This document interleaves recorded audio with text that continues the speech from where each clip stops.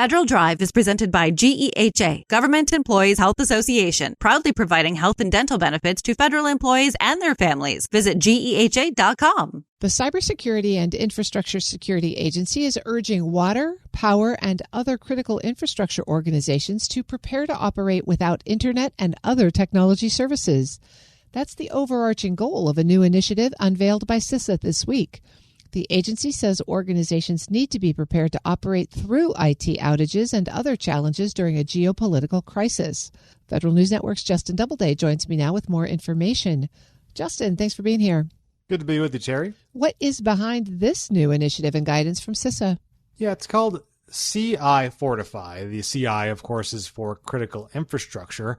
And this initiative is really pushing, the water utilities and other critical infrastructure organizations that we all rely upon to plan for the day when there could be a crisis that involves cyber attacks. And those cyber attacks could directly or indirectly sever their connections to internet, telecommunications, or other third-party, business services that are delivered, over the internet and other connections. And this is really about not just stopping cyber attacks through cybersecurity techniques. It's about planning for cyber attacks to actually be successful. And what do you do then? So the guidance features two main planning objectives: isolation and recovery.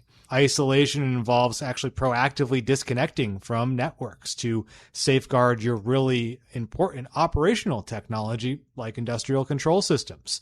And then recovery would involve, documenting your IT systems, backing up critical files, and practicing when you have to maybe transition to manual mode instead of the kind of automated IT connected cyber environments that we all kind of take for granted these days. So that's what CI Fortify is all about.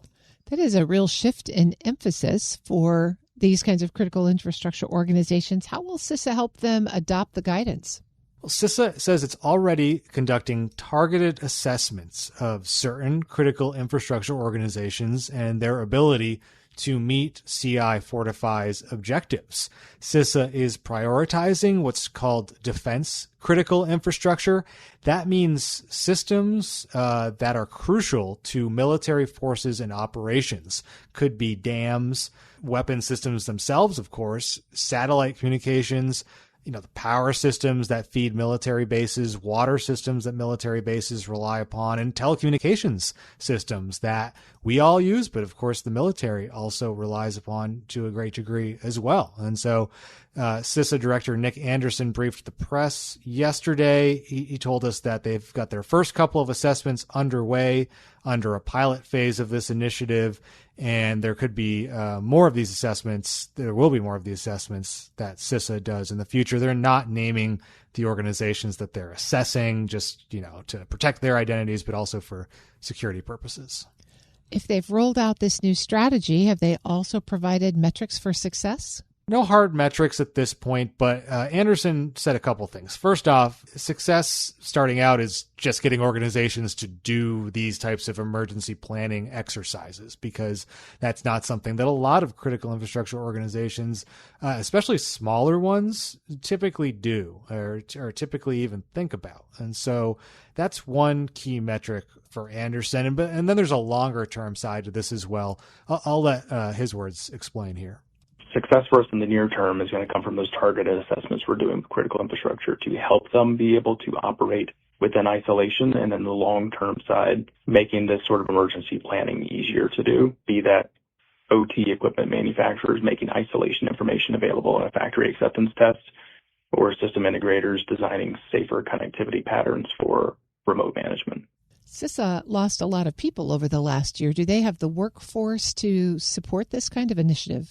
Anderson says they do, and he also pointed out that CISA is going to start hiring again. So as you alluded to, CISA lost roughly 1,000 employees over the last year. That's roughly a third of the staff that they had in place previously. So they've obviously been kneecapped a little bit by that and limited in what they can do. But Homeland Security Secretary Markwayne Mullen approved a hiring plan for CISA to make 329 mission-critical hires here in the near term. And now that the DHS shutdown is over, for CISA at least, they are now actually posting those jobs. You can see jobs for cybersecurity advisors, for physical security advisors, for chief human capital officer. They're hiring again for the first time in almost 18 months. So CISA is staffing up. Anderson said CISA will particularly be prioritizing the 10 regional offices that it has. These are basically field offices across the country, staffed with people who work with critical infrastructure and other partners in specific regions across the country. They have both these protective security advisors that work on more of like the traditional physical security and resilience side of things. And then they have cybersecurity advisors who are fully focused on the cyber threat. And they're hiring in both of those areas across those regional offices. Anderson says that they are high on the priority list. How does this guidance fit into broader cybersecurity trends?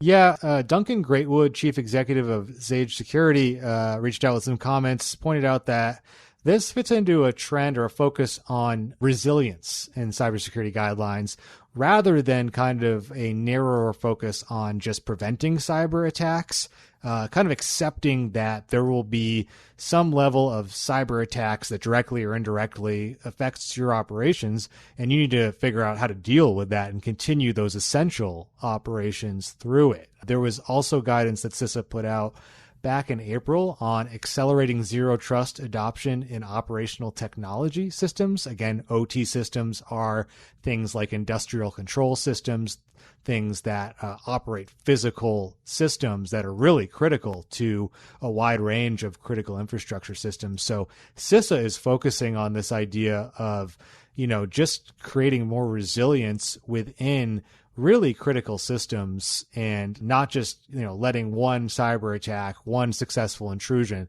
knock them completely offline. That's Federal News Network's Justin Doubleday. Justin, thanks for this story. Thank you, Terry. You can find the full story at federalnewsnetwork.com.